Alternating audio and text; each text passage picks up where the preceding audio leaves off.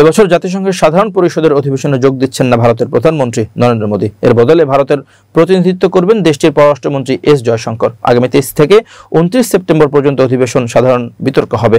ভারতীয় সংবাদ মাধ্যম এনডিটিভি জানিয়েছে, শুক্রবার বক্তাদের আপডেট তালিকা প্রকাশ করে জাতিসংঘ। এতে দেখা যায় এবার ভারতের প্রতিনিধিত্ব করবে মন্ত্রীরা। ভারতের হয়ে 27 সেপ্টেম্বর নিউ ইয়র্কে বক্তব্য রাখবেন এস জয়শঙ্কর। এর আগে যে তালিকা প্রকাশ করা হয়েছিল সেখানে লেখা ছিল 26 সেপ্টেম্বর বক্তব্য রাখবেন মোদী। অপরদিকে বাংলাদেশ, পাকিস্তান, চীন ও ইসরায়েলের সরকার প্রধানরা 26 আগস্ট বক্তব্য রাখবেন।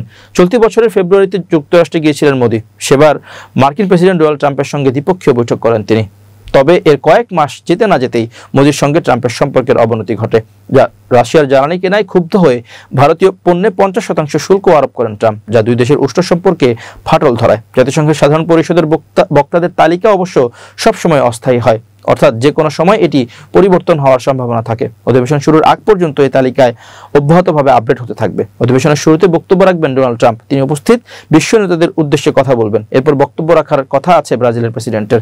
এদিকে এবারের অধিবেশনে ফিলিস্তিনকে স্বাধীন রাষ্ট্রের স্বীকৃতি দেবে ফ্রান্স, কানাডা, বেলজিয়াম সহ একাধিক পশ্চিমা দেশ। তবে তাদের এই স্বীকৃতিকে বানচাল করতে ফিলিস্তিনি প্রেসিডেন্ট মাহমুদ আব্বাসের ভিসা বাতিল করে দিয়েছে যুক্তরাষ্ট্র।